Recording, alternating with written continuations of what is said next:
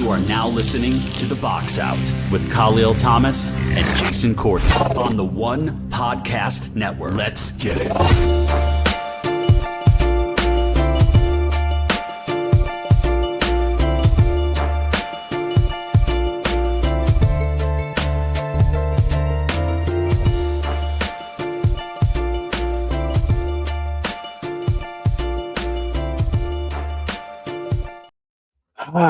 From NJ to BK and the world, it's The Box Out here on the One Podcast Network. My name is Kahlil Thomas.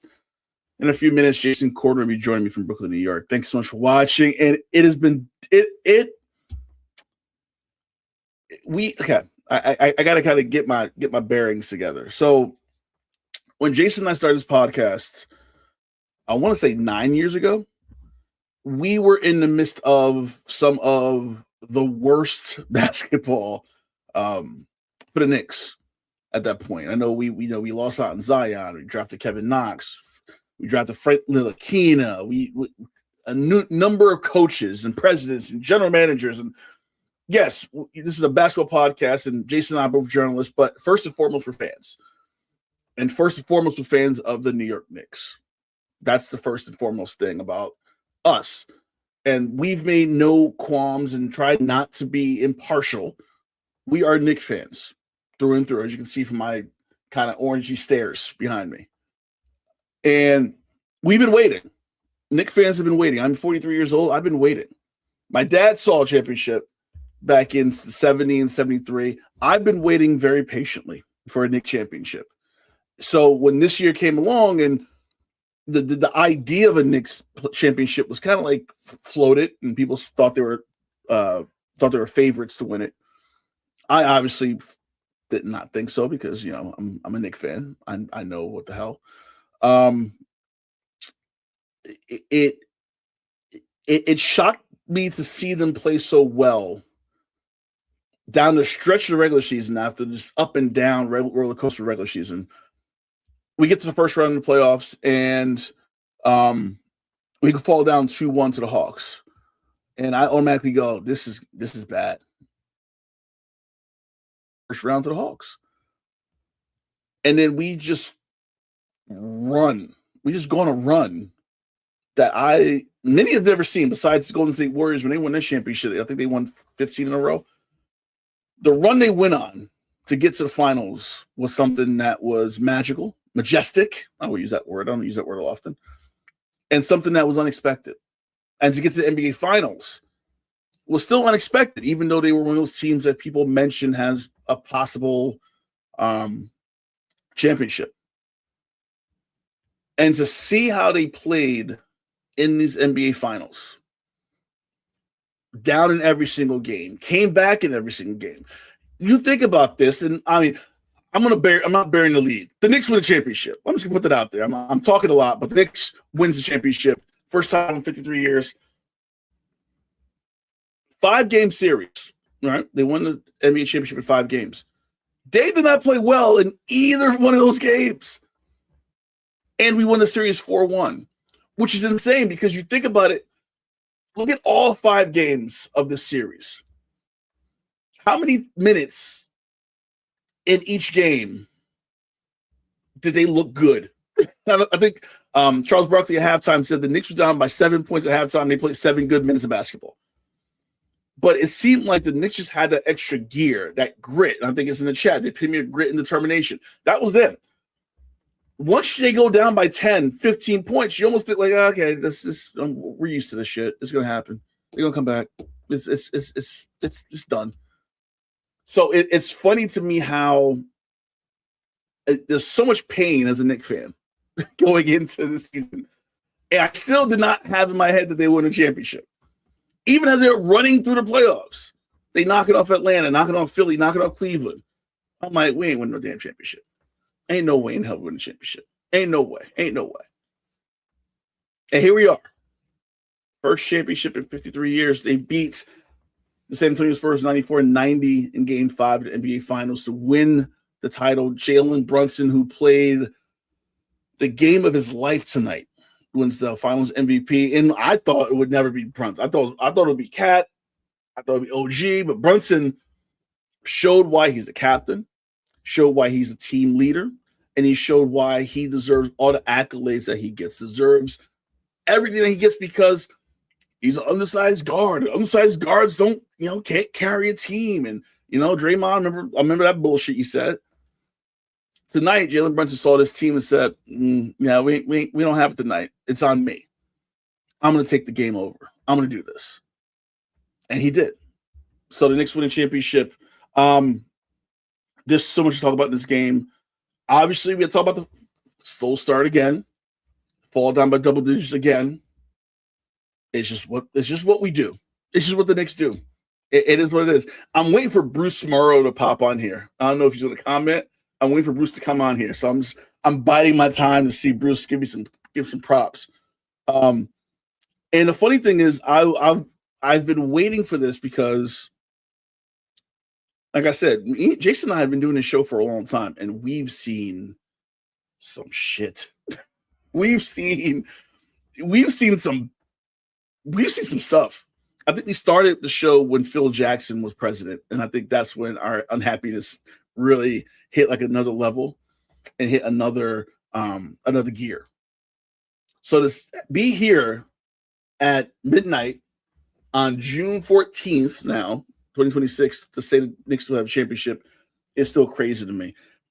Jalen Brunson, 45 points, 14 of 27 shooting, hit some really timely shots, big threes. Besides Brunson, and I said it before, I think Brunson saw early on that this team did not have their normal, they didn't have anything. And I think he took it over. I think Jalen said, I have to take this game over and I have to win this championship myself. And 45 points gets the job done. As I welcome in Jason Cordner. We did it, Jay. It's the drought's over. And ironically, as I looked up, the last person I saw Brunson talk to was Ron Harper. Man, the Spurs, they're going to be around for a couple of years. They're going to be around. We're going to see them back in the final stage again. Knicks handling business. Remember before I told you I didn't think Brunson was a top 3 Knick? I think tonight performance might have put him in top 2. Listen, I think I know it's early to have this conversation, but I think Brunson goes into that Walt Frazier category. And Walt, Reed, and Brunson's up there. I think he passed Ewing now. I think this performance. Yeah, I mean, Brunson got the ring. So I think Brunson passes Ewing just based on the fact that he has a ring. Got the ring. Because remember before, a lot of people they wasn't going to crown him MVP of this series. It was probably going to go to OG. But he was like, nah, everyone's struggling. I got this. He took it upon himself, took on the load, took it to Wemby. Enough said. And I said this in the open, how we've been doing this show for almost 10 years. And we've seen some shit. We've seen a lot of shit. We started with Phil Jackson. That's when we started this show, when Phil Jackson was president. So to get to this point of being on the air right after the Knicks championship, what were your thoughts when that buzzer? Because I'm getting texts like, "Oh, Knicks got it." I'm like, no, don't say that. What were your thoughts when it was like, "We got it, it's done"? I was like, I can't believe what I'm seeing. I can't believe I've lived to see a black president, and now I've lived to see a Knicks championship. I mean, what a time. Listen, I said, besides the birth of my 2 children and my wedding, best night of my life by far. This by far. And I've seen 2 Giants championships, and the Giants being the Patriots, undefeated Patriots, definitely did something. It wasn't this. It wasn't this. It was not this. It was not even close to where we are now. And I will got to say, I did got the Corbell. While we talk, I'm going to open this up. The show is not sponsored by Corbell, but I don't care. Knicks won a championship. I think we got to pop this open. Listen. And kudos to Dolan for actually talking about apologizing to the fans, but why it took so long. You're the reason it did. You bastard. Sorry, I'm so angry. Bruce, what's going on, brother? What's happening, bro? All right, man. I've been waiting for you, man. Been waiting for you, bro. I told you when Wemby's gonna be back in the city on Tuesday to go watch Friends, not to play a game 6.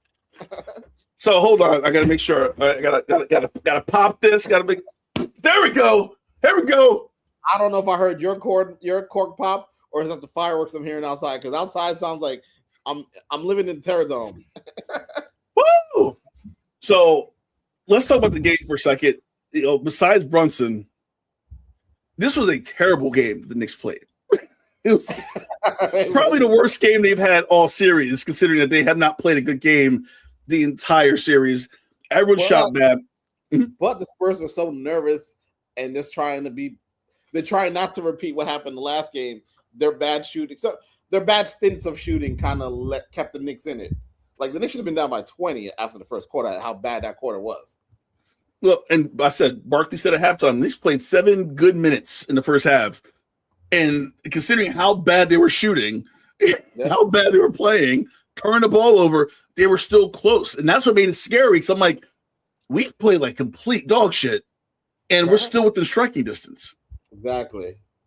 So Josh Hart, 4 of 11. OG, 3 of 11. Karl Anthony Towns, 1 for 7. 5 of 10 from Bridges. 2 of 7 for Shamet, who probably popped the ACL or something on that fall he took. Alvarado 0 for 5. Clarkson 1 for 5. This was a very terrible game, and it only highlights how important Jalen Brunson is to this team and has been his whole entire time he's been here. So it really highlighted. I think tonight showed why he should get the MVP, because he literally took this game over and said, "I got this." Pretty much, and Karl Anthony Towns was a no-show. Well, I won't say no-show, but a bad foul night. I will say this about Wemby.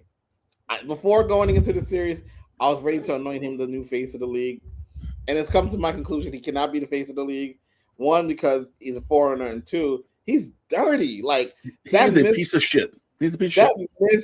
That missed no call flagrant was egregious. And it felt like at times during the game the Knicks were playing against the refs and the Spurs. But they kept their composure for the most part and still pulled it out.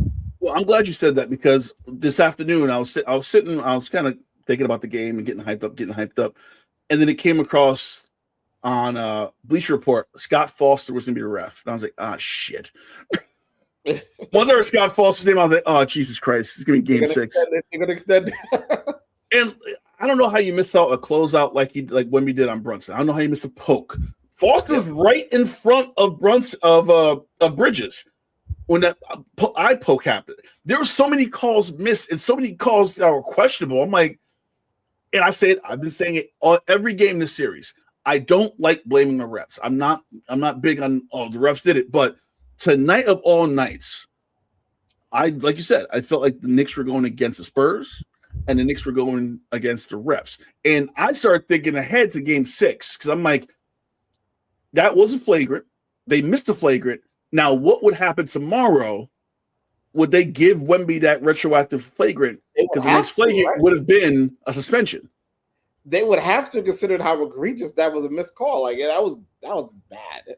The second one, that was the second missed call of the series. So I feel like they almost would have to give him the flagrant retroactively to make up for the last one with the Brunson mush and choke slam. So it just felt like the refs were kind of against it. But I feel like the Knicks kind of kept it moving.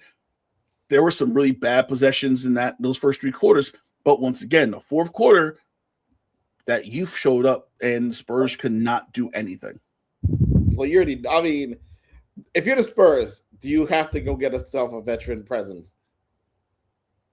Or you think they will learn from this and be better equipped, even though OKC will be waiting for them? And who knows what other moves other teams in the West make. But I feel like the playbook is out on Wemby. Like everyone knows he's a 30 player now. So I think they will officiate him a little differently next season. And I think teams, he got lucky Minnesota was down but I think teams will play him better. Yeah, I think Minnesota was on Ant. They were down. I can't remember. There's another player they're missing 2. They're missing 2 guys. So Minnesota was half healthy against San Antonio. But like you said, I think. How does Minnesota feel right now? How does OKC feel? How does OKC feel right now? How does Julius Randle and Thibodeau feel right now? Listen, I think Tibbs probably has a little pride because it's like, I helped put it together. I think Julius. I think he's pissed. I think Julius Randle's pissed. He's probably a little angry. He was the first to come here. Yeah, I know, right? And we talked about the Knicks not shooting well. Stephon Castle probably had his worst game in the playoffs. God, 1 I for 10. felt bad for him. He had a horrible game. What going to the game, I had a feeling that either him or Harper was going to have a game like this. Yeah. I didn't know which one would have it, but you're like, one of these two young guards were going to have an off game. Dylan Harper came out, played his ass off. Castle did not kind of live up to the moment. 1 of 10 from the field, his only field goal coming on that putback dunk to cut the lead down to 2 inside the last minute. Was that just pressure? Was that just like young player just like the stage is too big, he couldn't handle it? I just think it was pressure. I just think it was pressure. And it was one of those things where like they kept riding Harper, but the way coaching has to be a little bit blamed to this, the way when they took him out, they kind of needed him, and no one else in the starting lineup gave him something. I mean, Wemby had an off night. Fox he had an off night. So I just think it was one of those where like they were pressed and they were thinking ahead of Game 6 before closing out Game 5. So while you were watching the first quarter, first half, were you thinking like, are the Knicks just kind of saying, fuck this, let's bring this back to New York? Because it kind of felt like they're like, let's just do this in New York. Let's not do this here. It felt like that, and also felt like, unlike the Sixers and the Cavs, these young kids they're reckless. They're not even thinking about giving up or quitting. They're thinking about Game 6 more than the Knicks are probably thinking about Game 6. But they didn't finish them off. Like if you notice, each quarter they did not finish well.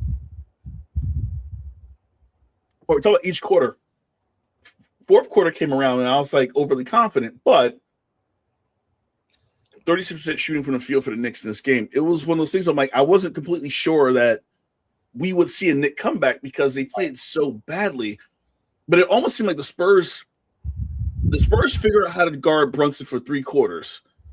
And then for some reason, they turn it and stop trapping him and stop playing full court and playing up on him as soon as he crossed midcourt and just go one-on-one with him, knowing it doesn't work. Why do you think that's the thing where Mitch Johnson's like, you know what we've been doing is working, but let's do something completely different that I know deep down is probably going to kill us in the end. It seemed like they had the formula to stop Brunson for 5 games, but then late in the game, they went away from that formula that worked anyway. I think it was a combination of Cat being in foul trouble. Mikal didn't have a great shooting game. OG didn't have a great shooting game. I think it was one of those things that it was like, well, if we locked out everyone else and we keep Brunson in front of us, it might work. And it backfired. This is a great learning experience for the entire Spurs team, coach down to Wemby. We'll see how they bounce back from it next year. But it was a learning experience. But like now they understand what the main stage look like and what coaching is. Like Mike Brown really outcoached them like severely in this series, which I didn't think. I thought he had an advantage, but I think he had this much of an advantage. Well, it's funny you mentioned earlier should they get a veteran presence, and I'm like, I think this is the learning season. Yeah. I think when you have Castle, you have Wemby, you have Harper. Do you need a vet that's going to play and like kind of like round them into shape? Yeah, that's what Aaron Fox was there for. But obviously that didn't work. This is where they should have pursued Chris Paul back. I think that would have been. But the problem with Chris Paul is where do you play him? Because I feel like that would take minutes. He's player coach on the bench. He didn't play. He was like Herb Williams, the second Herb Williams reference this week. Harper's the truth. Should start and Fox shipped. I don't think De'Aaron Fox is getting shipped. I think they're going to stay with De'Aaron Fox just to say we'll stay with De'Aaron Fox. And if they can find a suitable upgrade, they will. I don't know. We'll see. Wemby talks too much. What the hell Becky Hammond catch strays for? Oh, yeah, she's catching strays. She's going to catch strays between now and Banner Night. There you go. Becky Hammond catch strays. Yeah, I was like, what the hell? She has to. What the hell? So I know it's really early to be talking about this. What's the outlook for next year? I think next year you go in as the hunted and you defend your.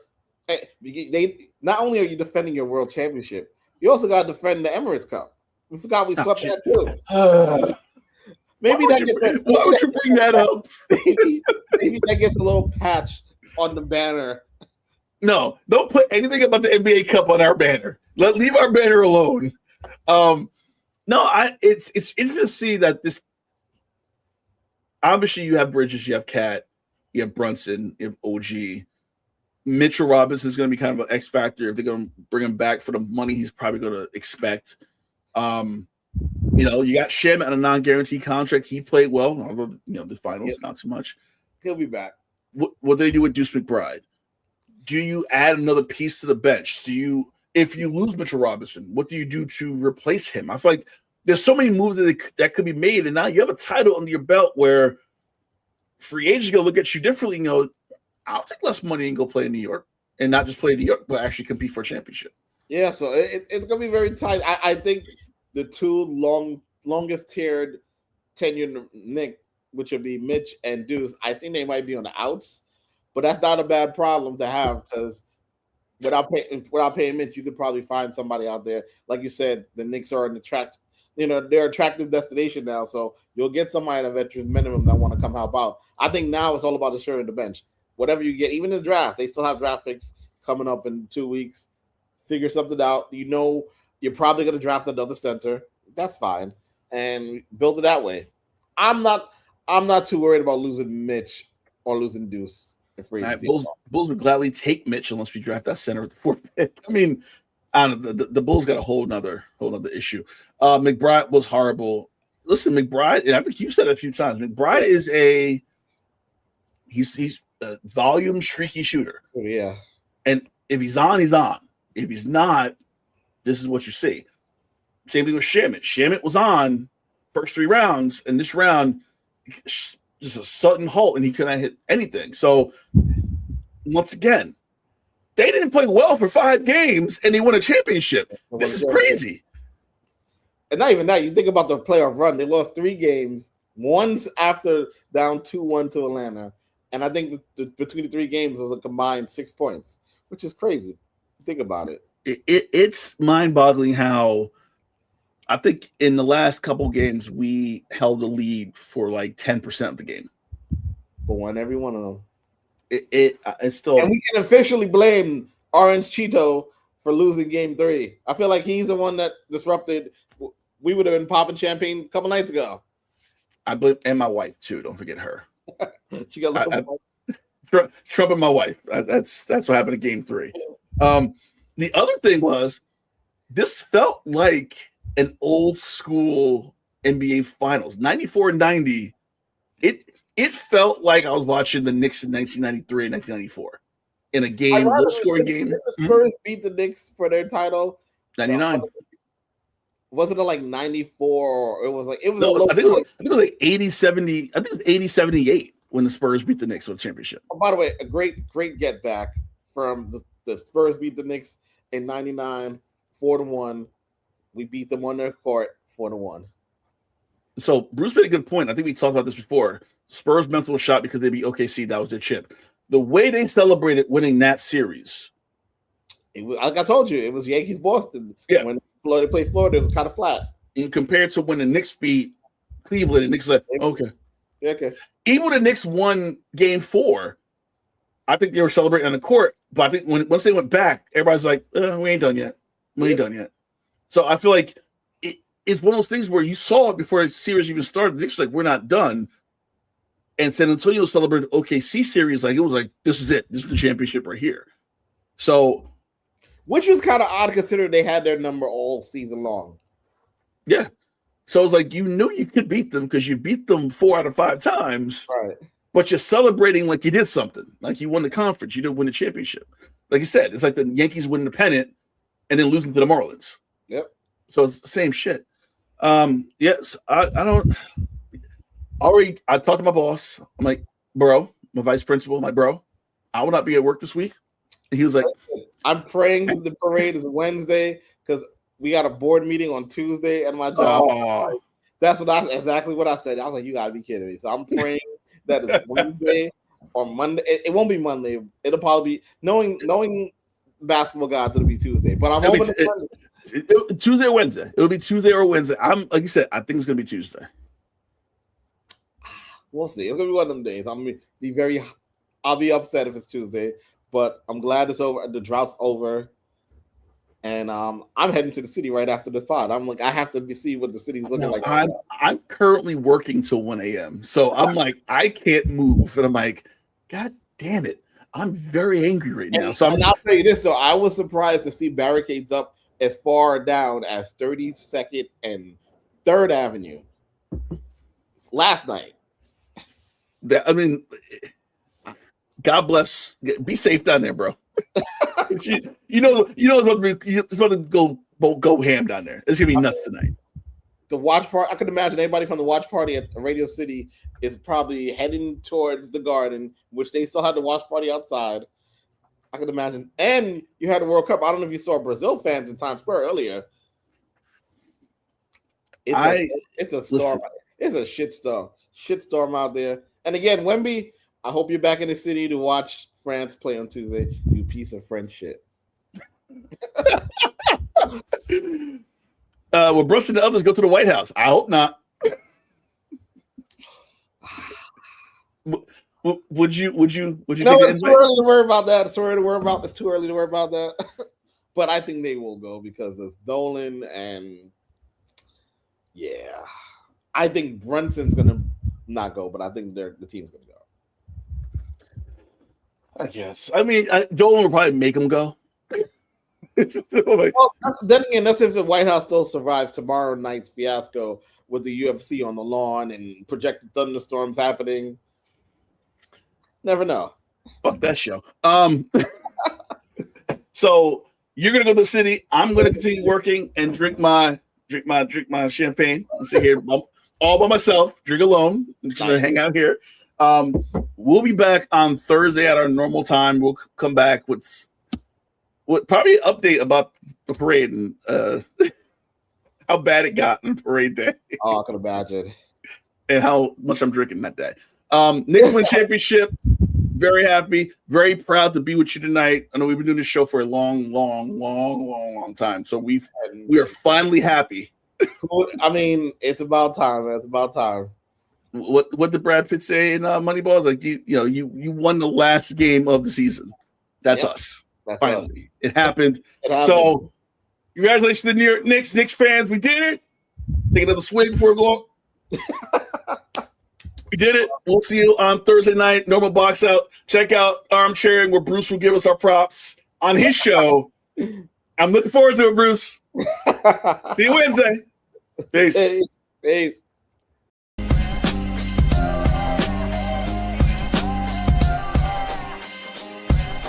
This has been The Box Out with Kahlil Thomas and Jason Kortner. Subscribe now for the best tri-state area basketball talk.